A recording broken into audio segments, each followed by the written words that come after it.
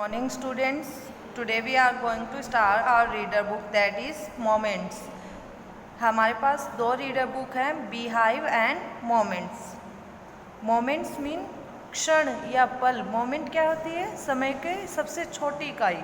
क्षण जो होते हैं समय के सबसे छोटी इकाई होती है, वही है हमारी बुक का name Moments.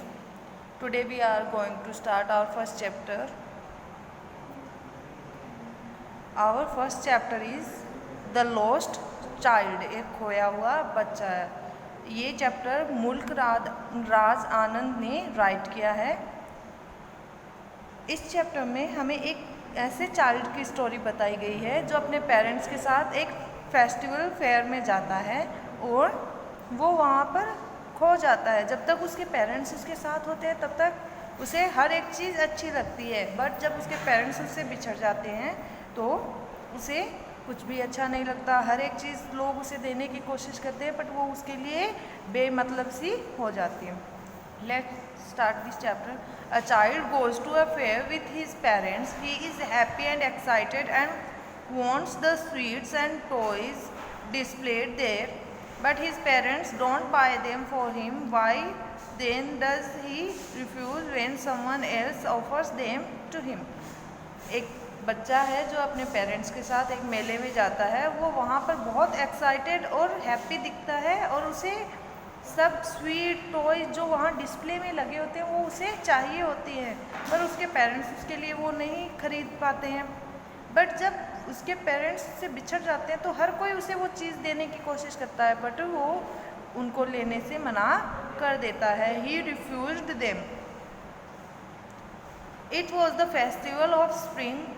From the wintry shades of narrow lanes and alleys emerged a galley-clad humanity. Some walked, some rode on horses, others sat being carried in bamboo and bullock carts. One little boy ran between his father's legs, brimming over with life and laughter. ये जो समय है ये किसका था?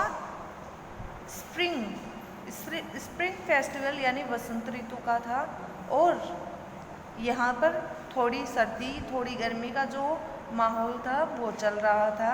लोग इस मेले में आ रहे थे, कोई पैदल चल के तो कोई घोड़ों पर सवार होकर, कोई बैम्बू उठाए हुए है तो कोई बुल्लोक कार्ट्स यानी जो तांगा गाड़ी हैं उनमें बैठे हुए हैं. एक छोटा सा लड़का अपने पिता के पैरों के बीच से दौड़ता हुआ और जिंदगी के मज़े ले रहा है.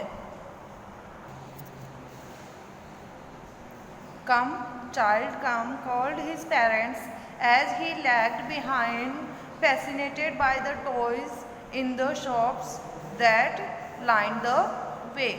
उसके पेरेंट्स उसको आवाज़ लगाते हैं कि बेटा आओ.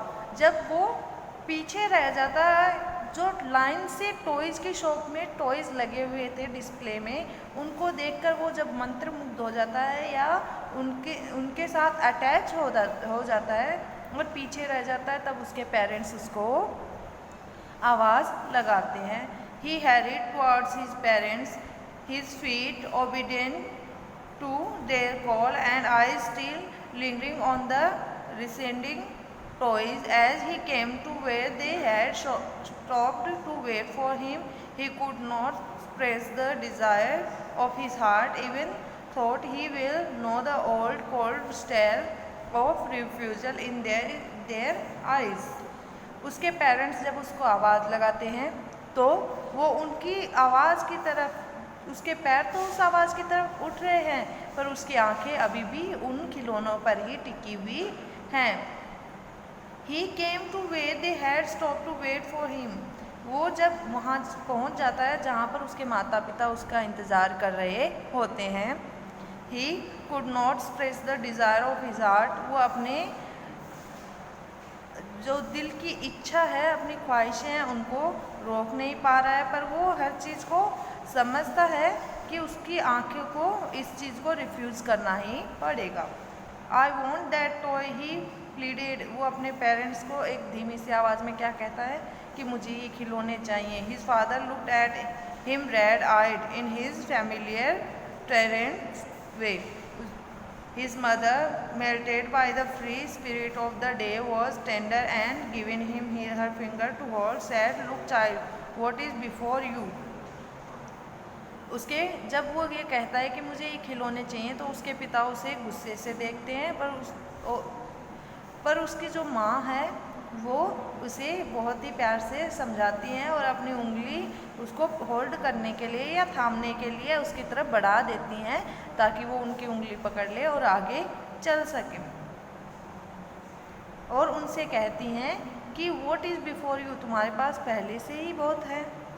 It was a flowering mustard field, pale like melting gold as it swept across miles and miles of even land. ये जो चारों तरफ क्या था,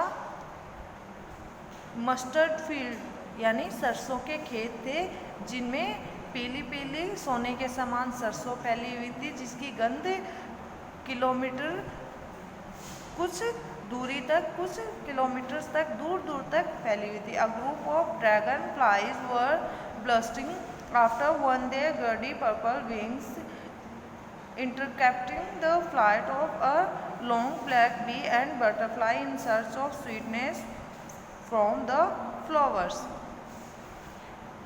वहाँ पर उन पेड़ों, जो हमारे फील्ड है, मस्टर्ड फील्ड है, उनके ऊपर जो ड्रैगन फ्लाइज हैं वो उड़ रही हैं और अपने अपने पीले पंखों से वहाँ से उसको माहौल को और भी ज़्यादा सुंदर कर रही हैं। वहाँ पर और भी ब्लैक बीज, काली जो मक्खियाँ हैं वो भी घूम रही हैं और बटरफ्लाई भी अपनी स्वीटनेस के साथ उन फ्लावर्स पे घूम रही है। The child float them in the air with his gaze till one of them would still its wings and rest and he would try to catch it.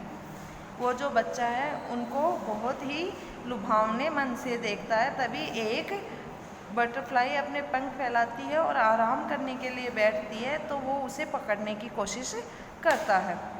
But it would go fluttering, flapping up into the air when he had almost caught it in his hands.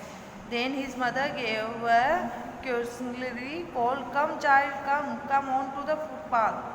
जब वो उस butterfly को almost अपने हाथ में पकड़ ही लेता है तभी वो क्या करती है, अपने पंखों को सिकोड़कर हवा में निकल जाती है और उसकी मम्मी उसको या उसकी माँ उसको आवाज़ लगाती है कि रास्ते पर आ जाओ, खेतों की तरफ मत जाओ। Okay students, have a good day.